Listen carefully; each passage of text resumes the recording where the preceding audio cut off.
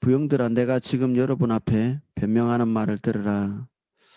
이후에 이렇게 계속 보시면 아시겠지만, 이 사도 바울이, 어, 악감정을 가지고 있지 않은 것을 여러 차례 확인하실 수 있을 것입니다. 그들을,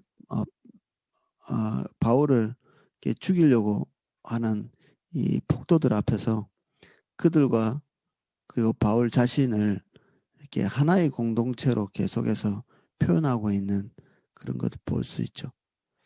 이게 부형들이라고 표현한 것, 이게 어디선가 많이 들어보신 것 같지 않으세요? 이게 스테반이 순교할 때 그들에게 설교하기 전에 이런 표현을 썼거든요.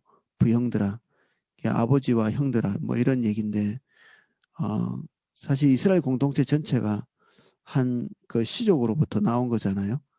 그래서 그들과 자신을 이렇게 동일시하고 있는 거죠. 그리고 여기 히브리 말로 이렇게 말했다 이렇게 돼 있는데 지금 말을 시작하기 전에 무슨 말을 선택할 건지 이게 바울이 아마 헬라어는 분명히 능통했던 것 같고요.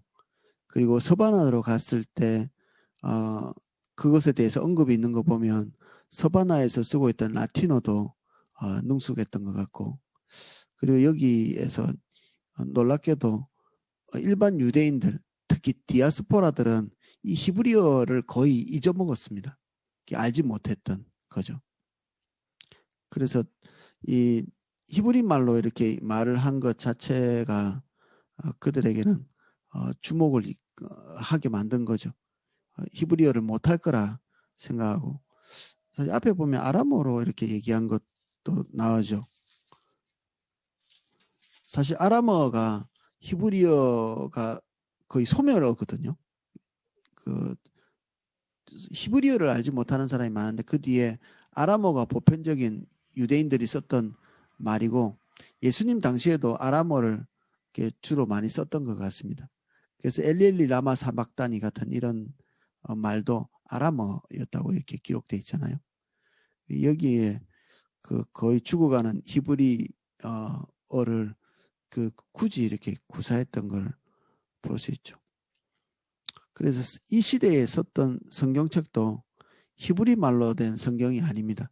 이 구약 성경이지만 이 septuagint라고 부르는 그 프톨레마이오스인가 그 사람이 이집트의 왕이었는데 로마의 그 다 섭정 안에 들어있고 그 당시에 그 알렉산드리아라고 하는 지역이 여러 군데 있었는데 특별히 그 이집트 지역의 알렉산드리아 이 지역의 도서관에다가 예, 전 세계에 있는 도서들을 다 소장하려고 예, 20만 권 정도의 책이 소장되어 있었다고 하는데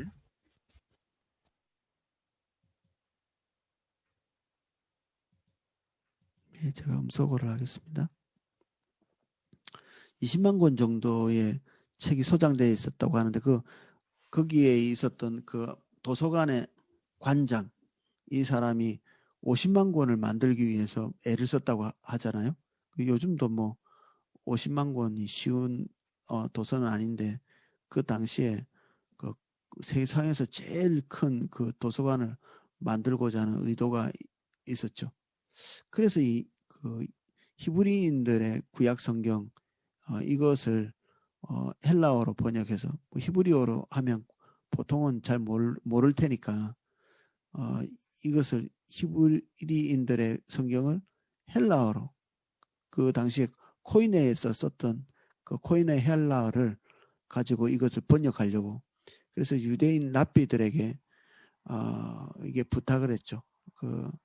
그래서 유대인들은 각 지파에서 6명씩 12지파니까 이 70명의 사람들을 파견해 가지고 이 성경을 번역을 했죠.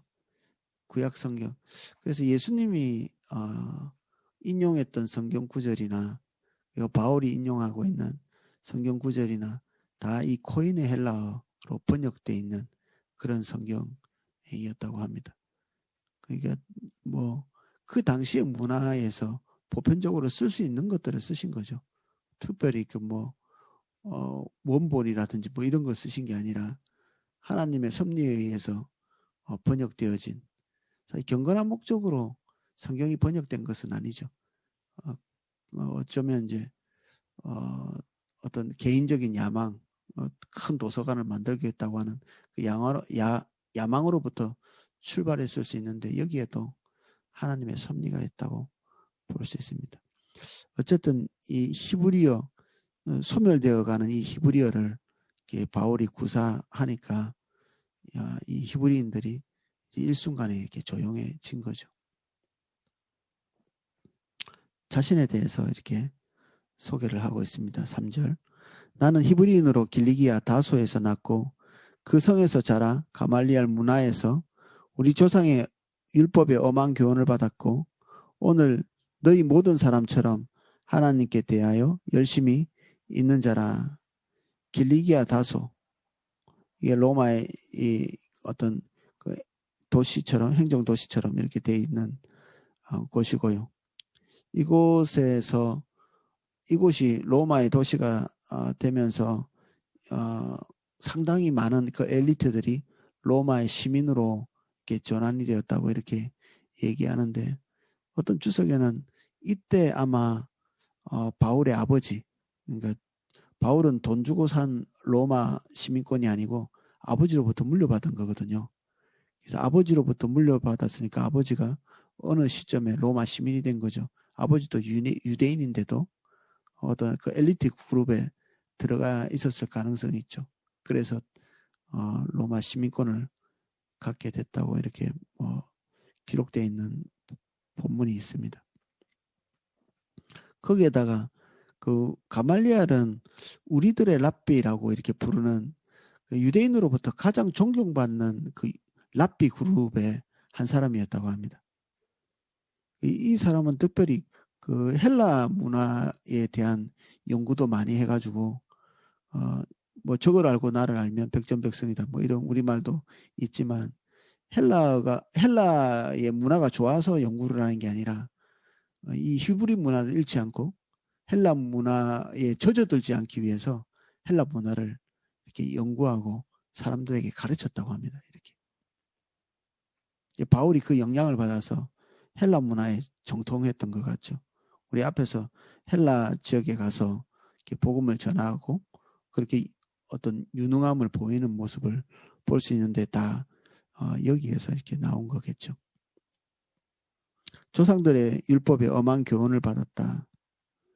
그리고 열심히 있는 자다. 이렇게 얘기하면서 또 유대인들 그를 지금 지켜보고 있는 이 유대인들과 그를 이렇게 동일시하고 있습니다. 내가 이 돌을 박해하여 사람을 죽이기까지 하고 남녀를 결박하여 옥에 넘겼으니 이에 대제사장과 모든 장로들이 내 증인이라. 또 내가 그들에게서 다메섹 형제들에게 가는 공문을 받아가지고 거기에 있는 자들도 결박하여 예루살렘으로 끌어다가 형벌을 받게 하려고 가더니 바울도 본인도 지금 자신을 박해하고 있는 사람과 어느 시점에는 똑같은 지점에 있었다는 얘기를 하고 있는 거죠. 나도 너희들과 똑같이 지금 이해 못하고 복음에 대해서 배척하고 박해하는 입장에 있었다는 겁니다. 이게 뭐 거짓말이 아니라는 사실을 이 대제사장과 모든 장로들, 이 유대인들이 제일 신뢰하는 그룹 아니겠어요? 이 사람들이 대제사장. 이게 한 개인으로부터 공문을 받은 게 아니고요. 산헤드린 공회의 이 공회로부터 정식 공문을 받은 것입니다. 그러니까 바울이 한 행동은 이스라엘 공동체 안에서 가장 대표되는 사람들로부터 받은 공문이고 물론 이 공문은 그 대표로부터 개인적으로 이렇게 받았겠죠. 그러니까 증인이 누구냐면 이스라엘 백성들이 다 인정하고 존경하고 그리고 따르는 산헤드린 공회의 공회원들이 이 바울이 원래 그들과 똑같은 관점을 가지고 있었다는 것에 대한 증인이 되는 거죠. 이게 믿지 않을 수 없는 거죠. 이런 것들은.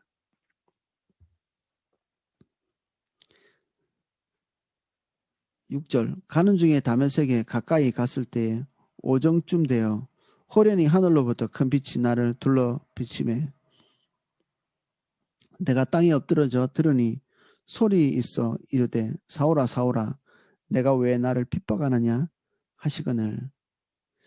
이게 예수님께서 승천하시기 전에 내가 끝날까지 너희와 함께 있겠다 말씀하셨죠. 딱 여기서 그게 증명되죠. 예수님께서 성령을 보내시고 그 성령을 또 예수의 영이라고 또 다른 곳에서 표현하고 있는데 예수님이 성령을 통해서 지금 우리 안에 내주하시고 우리와 함께 동행하고 계시고 우리와 운명을 같이 하시는 것입니다. 우리가 박해할 때 하나님 예수님께서 팔짱 끼고 계시는 게 아니라 그 안에 들어와 계신다는 사실을 알 수 있죠. 예수님께서 교회를 어떻게 생각하시는지 여기서 역력하게 볼 수 있죠. 교회에 박해가 닥쳤을 때 이게 나라는 것입니다. 예수님은 교회의 머리고 교회는 예수님의 또 몸이기도 하고 분리될 수 있나요? 머리와 몸이? 절대 그렇게 안 되죠. 그래서 한 공동체, 한 몸인 예수님과 우리의 관계를 얘기합니다. 교회를 어떻게 우리가 소홀히 여길 수 있겠어요? 예수님의 몸이고 그리고 교회의 머리는 예수님인데 우리가 교회를 소홀히 여길 수가 없죠.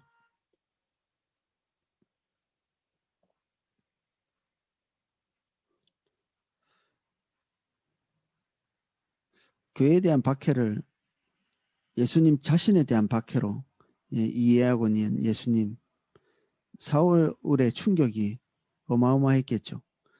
8절 내가 대답하되 주님 누구시니까 하니 이르되 나는 내가 박해하는 나사렛 예수라 하시더라. 나와 함께 있는 사람들이 빛은 보면서도 나에게 말씀하시는 이의 소리는 듣지 못하더라. 하필 나사렛 예수 이게 바울이 가지고 있던 생각입니다. 그 변변치 않은 곳에서 나시고 활동하신 예수님 이게 바울이 가지고 있던 그 예수님에 대한 정체성이었죠. 근데 예수님이 딱 바울이 가지고 있었던 정체성을 그대로 말씀하면서 네가 그렇게 하찮게 보는 예수다라고 나타났는데 그분이 하나님의 모습으로 나타난 것입니다. 10절 내가 이르되 주님 무엇을 하리이까 주께서 이르시되 일어나 다메섹으로 들어가라 내가 해야 할 모든 것을 거기서 누가 이르리라 하시거늘 나는 그 빛의 광채로 말미암아 볼 수 없게 되었으므로 나와 함께 있는 사람들의 손에 끌려 다메섹으로 들어갔노라. 율법에 따라 경건한 사람으로 거기 사는 모든 유대인들에게 칭찬을 듣는 아나니아라는 이가 여기에서 굳이 경건한 사람으로 이렇게 지칭한 것은 그때 당시에 모든 유대인들이 인정할 만한 사람이었다는 것입니다. 경건한 사람은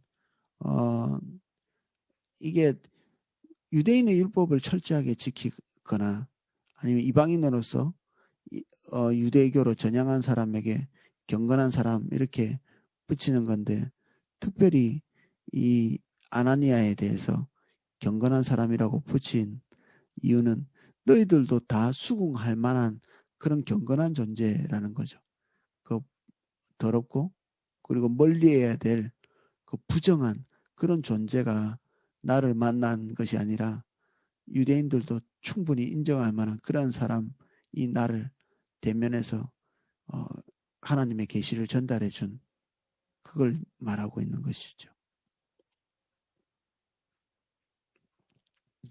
내게와 곁에 서서 말하되 형제 사오라 다시 보라 하거늘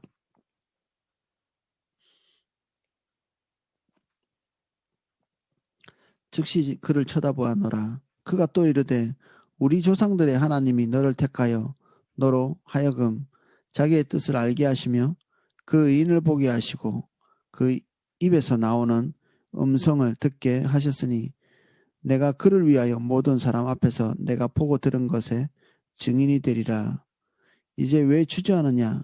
일어나 주의 이름을 불러 침례를 받고 너의 죄를 씻으라 하더라.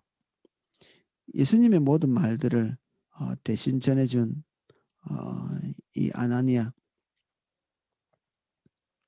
이 아나니아가 우리 조상들의 하나님 이런 말을 이게 유대인들이 주로 쓰는 이렇게 말이었죠. 자기의 정체성을 나타내기도 하고 그 유대인적인 어떤 가치를 가지고 있는 그러한 사람들이 쓰는 말. 이런 말들을 계속해서 이렇게 쓰는 이유는 그들과 자신을 분리시키지 않고 그리고 나도 너희하고 똑같은 처지에 있었다. 그리고 내가 지금 은혜 받는 예수 그리스도를 향한 마음이 이렇게 변해서 예수님을 따르고 전하는 사람이 된 이 과정이 결국 하나님께서 인도하신 너희들이 그렇게 신봉하고 있고 너희들이 그렇게 높이고 있는 그 하나님과 내가 지금 이게 따르고 있는 내가 이 예수 그리스도를 알게 된 이 과정을 인도한 하나님이 동일한 하나님이라는 겁니다.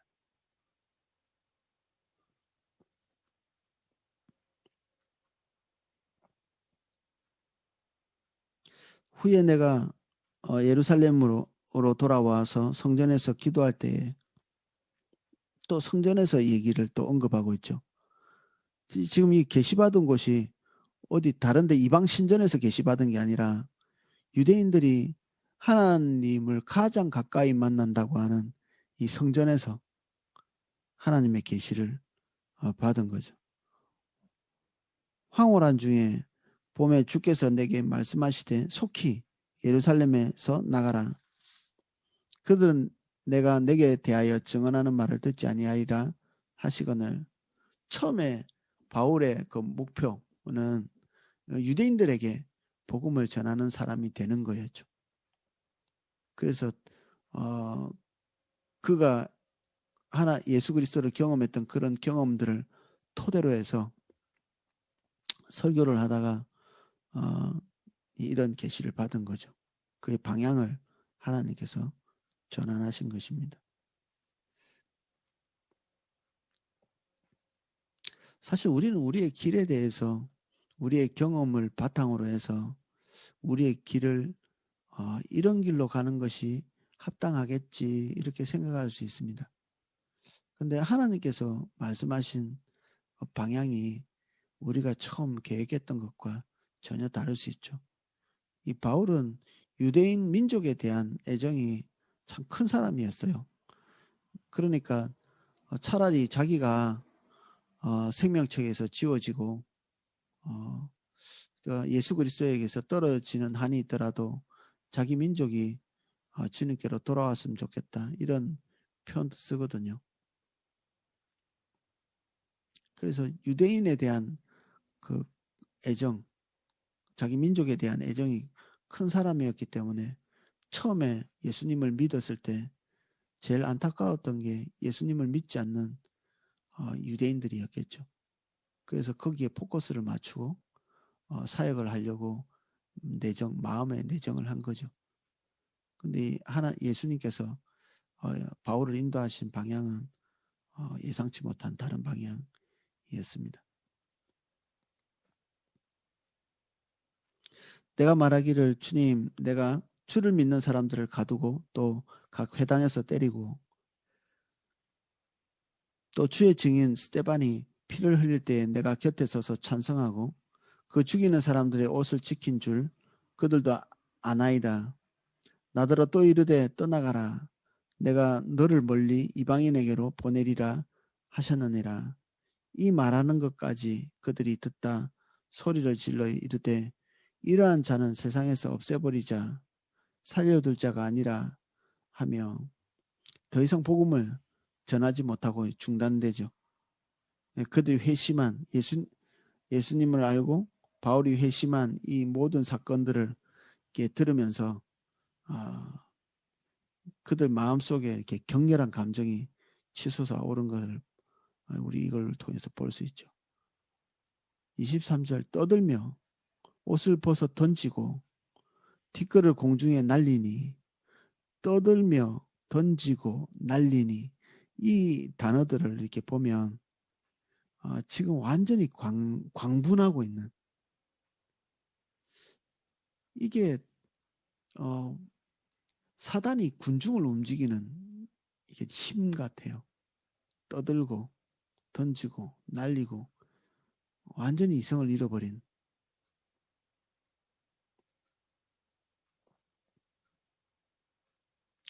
천부장이 바울을 영내로 데려가라 명하고 그들이 무슨 일로 그에 대하여 떠드는지 알고자 하여 채찍질하며 심문하라 한데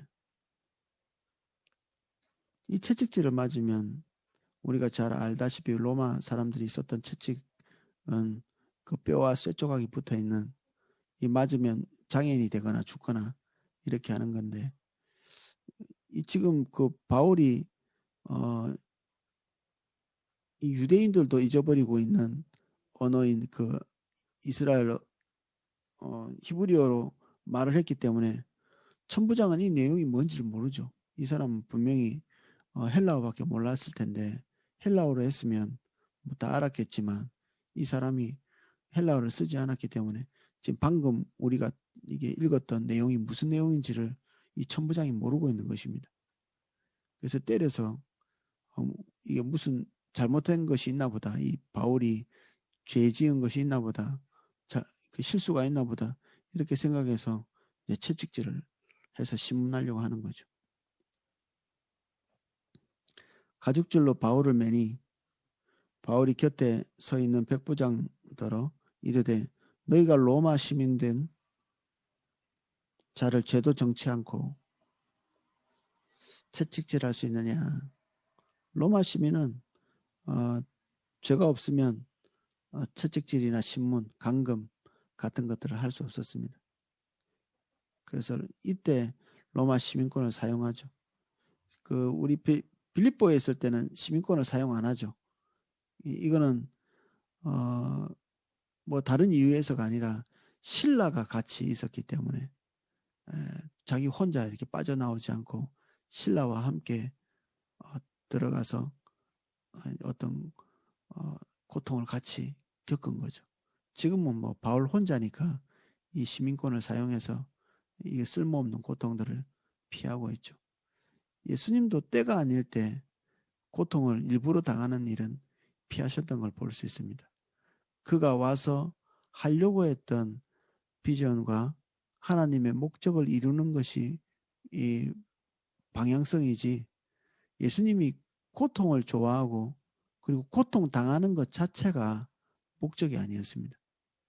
이건 너무 분명하죠. 바울도 고통 당하거나 순교하는 것 자체가 목적이 아닙니다. 그게 목적이 될 수 있나요? 하나님께서 인도하신 길을 가다 보니 박해도 있고 고통도 있고 순교도 하게 되는 것이지 그거 자체가 우리의 목적이 되면 우리가 그러면 죽는 걸 하나님 좋아하신다는 얘기입니까? 그렇지 않죠. 고통당하는 걸 좋아하시지 않습니다. 하나님의 뜻에 순종하는 걸 좋아하시죠. 그 순종의 길에 이런 고통이 따를 수 있는 것입니다.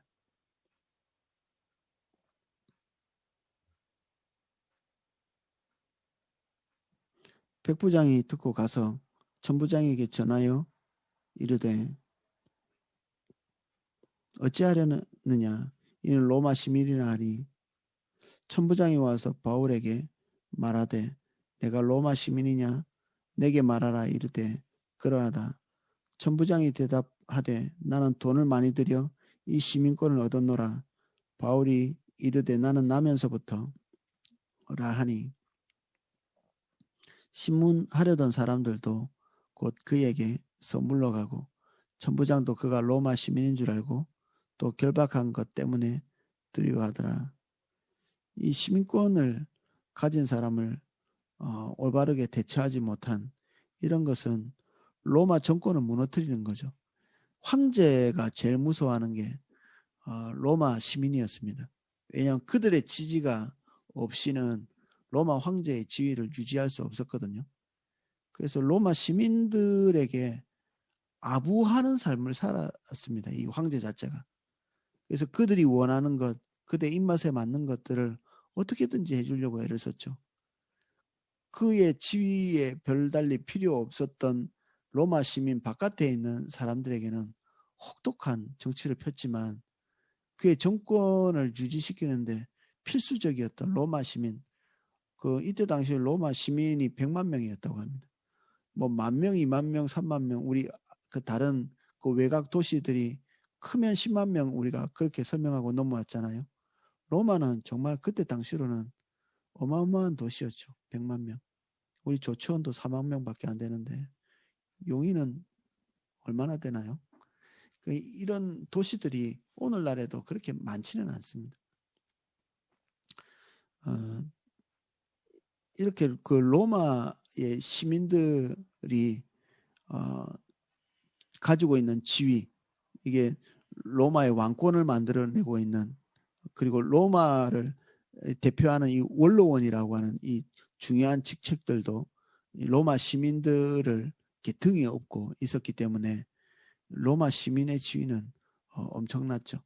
그래서 아무리 큰 범죄를 저질러도 이런 절차를 통해서 죄가 확정되기 전까지는 정죄할 수 없었고 가둘 수 없었고, 그래서 로마 시민이란 것이 밝혀지고 난 다음에는 이 바울을 함부로 어떻게 하지 못합니다. 그래서 그 감옥에도 가두지 못하죠. 그냥 그 감금하고, 그리고 나중에는 가택연금 형태로 이렇게 바울을 처리하는 모습도 볼 수 있고, 그래서 로마 시민인 것을 알고 난 다음에 이 천부장이 굉장히 두려워하고 어쩔 줄은 몰라 하는. 그래서 바울은 그 본인이 복음을 전하는 모든 방면에서 본인이 가지고 있는 모든 것들을 최대한 활용했죠. 근데 바울이 얘기하는 것들은 이것을 도구화시켜서 주님의 비전에 사용을 했다는 거지, 이거를 어떤 자기의 우월함을 과시하는 것으로 사용하진 않았죠.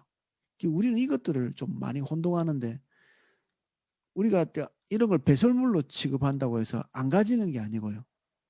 우리가 하나님께서 우리에게 주신 비전들을 이루고 하나님의 뜻대로 살기 위해서 우리는 대단히 성실하고 올바르고 그리고 분투하는 삶을 살아서 우리가 할 수 있다면 더 많은 것을 배우고, 할 수 있다면 더 많은 자원을 확보하고, 그리고 다른 사람에게 영향을 미칠 수 있는 그런 자리에 있는 것이 좋겠죠.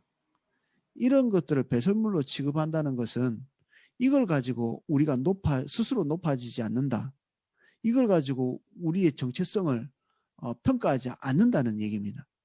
이것이 없어지게 한다는 얘기가 아니라.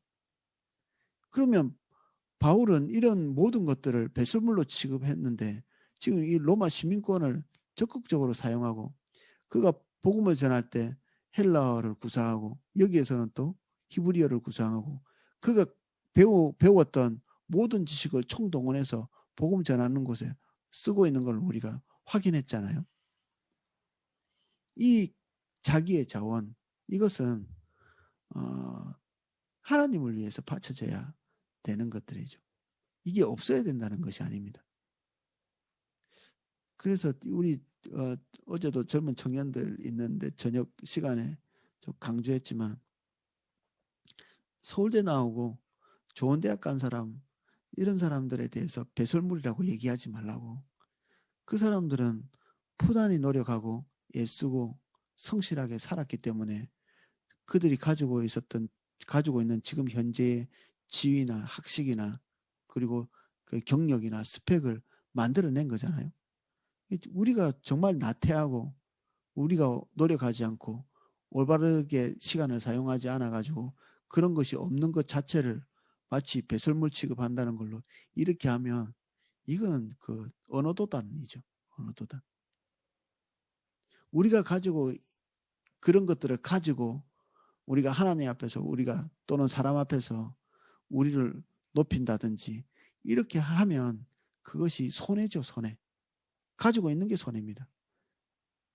근데 우리가 성실하게 살면서 이러한 것들을 주의 나라를 위해서 10분 사용할 때 우리는 이것들이 달란트라고 볼 수 있습니다. 달란트.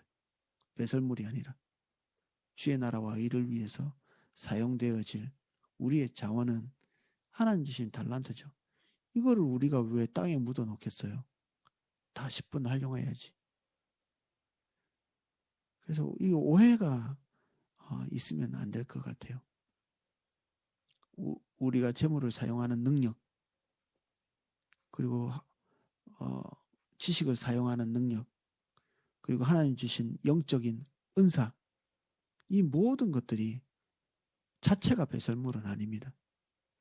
이런 것들을 가지고 스스로를 높이는 것, 그리고 하나님 앞에 의롭게 된다고 생각하는 것, 이런 생각이 예수 그리스도를 대체하려고 하는 이런 시도가 이게 배설물입니다. 이거 자체가 배설물이 아니라. 바울이 이제는 자유를 잃어버렸죠. 지금 자기가 원했던 1차, 2차, 3차 이 전도행은 자기가 성령의 인도를 받았지만 자기가 자유한 상태에서 계획을 세우고 이 어마어마한 전도 여행들을 감행하고 그리고 성공적으로 열매를 결실을 맺고 이렇게 했지만 지금 이제부터 복음을 전하는 상태는 그가 가지고 있었던 모든 종류의 자유를 서서히 잃어가고 그러한 가운데서도 놀랍게도 하나님의 복음을 전하는 데 있어서 제한을 당하지 않는 것을 볼 수 있습니다. 오히려 이렇게 매여 있지 않았으면 어떻게 유대인들에게 복음을 제대로 전할 수 있었겠어요? 지금은 죄수의 모습으로 있는 것 같지만 사실 로마 정권에 이렇게 자기의 신변을 보호받고 있는 거죠. 이 다 보디가드처럼 이렇게 있는 거 아니겠어요? 이 사람들이. 만약에 이런 죄수의 모습이 아니었으면 아마 이런 상황에서는 지금 목숨을 잃었겠죠. 그리고 범사에 하나님의 섭리가 우리 개인의 자유를 빼앗아 가든 그리고 보장되어지든 우리가 하나님의 인도를 따라가는 데는 전혀 장애가 되지 않는다. 환경은 우리를 막을 수 없다. 도리어 그 환경을 곰곰이 하나님 안에서 생각해 볼 때 그 환경은 하나님의 뜻으로 우리에게 온 것이고 그것이 온 이유는 반드시 하나님의 또 다른 어떤 생각, 섭리 이런 것들이 그 뒤에 내재되어 있다고 우리가 생각할 수 있습니다. 그래서 지금 오늘 우리가 지금 현재 우리에게 있는 부정적이라고 표현할 수 있는 환경이 우리에게 와 있다면 코로나 포함해서 이런 것이 와 있다면 우리가 이것이 하나님의 실수나 그리고 우리에게 재앙이거나 이런 것이 아니라 하나님의 또 다른 뒤에 깊은 생각들 그리고 하나님의 섭리들이 작용하고 있는 것이기 때문에 우리는 주님께 왜라고 물어야 됩니다. 주님, 왜 이런 것이 우리에게 와 있습니까? 그럼 우리는 어떻게 이 상황을 주님의 인도를 따라서 가야 합니까? 물어야 되죠. 그러면 이 과정에서 우리는 지금 현재 이게 닥쳐 있는 이러한 일들에 대해서 이해할 수 있도록 하나님이 지혜를 주시면서 빌립보서에 누차 강조하고 있는 기뻐하라. 이 명령을 얼마든지 지킬 수 있죠. 섭리에 대한 이해가 있을 때 바울은 기뻐했고 본인이 기뻐했고 우리도 바울이 명령하고 있는 그 명령처럼 우리도 기뻐할 수 있는 그런 상황에 들어갈 수 있습니다. 우리는 안 기뻐할 일이 없죠. 감사 못할 일이 없고 그렇게 못하고 있다면 우리의 이해력이 떨어져 있는 것입니다. 당연히 주님과 관계가 멀어져 있는 것이고요. 그래서 환경을 볼 때 분노하고 화나고 실망이 되고 또 오늘도 어떤 분 좀 어려운 상황, 겉으로 볼 땐 그렇습니다. 겉으로 볼 땐 최소한 좀 어떤 사람들은 그냥 이런 상황이 닥치면 자살할 만한 종종 그런 일들이 일어나는 그 경제적인 타격들을 입었을 때 이제 곰곰이 생각해 봐야죠.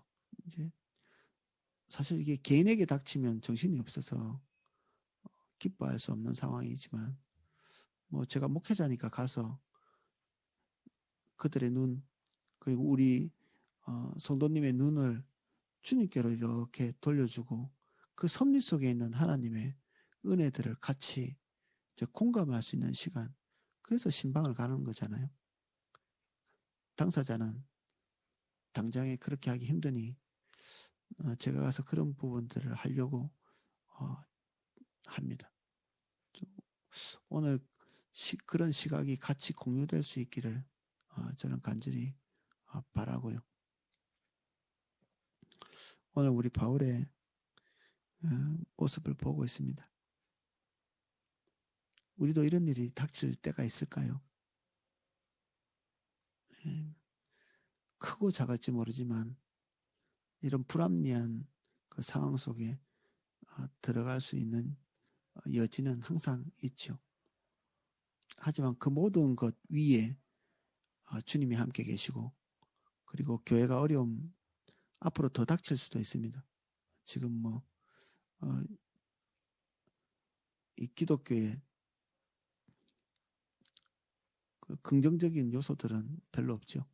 그 정치가 그리고 그 돌아가는 이런 판세들이 기독교의 긍정적인 어떤 이미지를 만들어줄 것은 없지만 그 더 위에 계신 우리가 주님 바라보고 오늘 우리가 어떻게 해야 될지를 결정하는 저와 여러분 되시기를 예수님의 이름으로 축복합니다.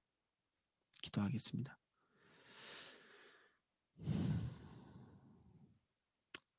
바울의 이러한 처지에 대해서 누가 함부로 하나님의 섭리라 말하기가 쉽습니까? 우리의 형편도 바울 정도는 아닐지 모르지만 지금 한국 교회가 부정적인 상황 속으로 더 많이 들어가고 있습니다. 이것이 우리에게 재앙이 아님을 믿습니다. 오히려 우리가 기뻐하고 감사할 만한 그런 상황임을 우리가 이해할 수 있도록 도와주십시오. 하나님의 큰 섭리 그리고 우리를 이곳에서 방치시키지 아니하시고 우리가 당하고 있는 환난 또는 핍박 그리고 모욕 이 모든 것을 함께 우리와 함께 하시는 예수 그리스도 볼 수 있도록 은혜를 주옵소서.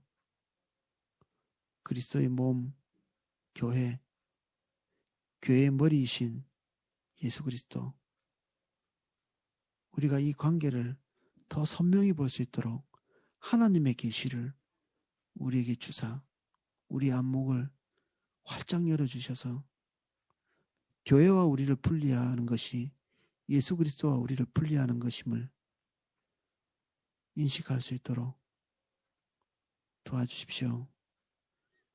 우리 각 개인이 하나님을 직면하는 것이 아니라 우리가 이 교회의 공동체를 통해서 예수 그리스도의 그 명령을 하달받습니다. 교회 안에서의 우리를 발견할 수 있도록 은혜를 주옵소서. 교회의 한 지체인 우리를 발견하는 저희들 될 수 있도록 은혜를 주십시오. 환난이 가중될수록 교회를 더 사랑하게 하시고 우리 환경이 우리를 궁지로 몰수록 교회 안으로 더 깊이 들어가 그리스도의 명령을 수행할 수 있도록 인도해 주십시오.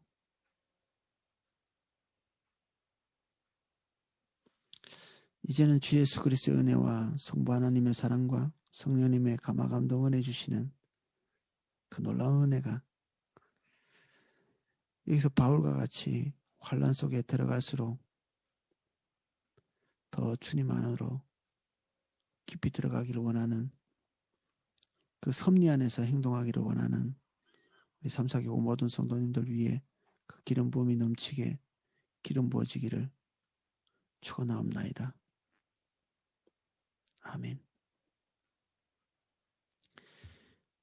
자, 함께 기도하실 수 있도록 음악을 방송해 드리겠습니다.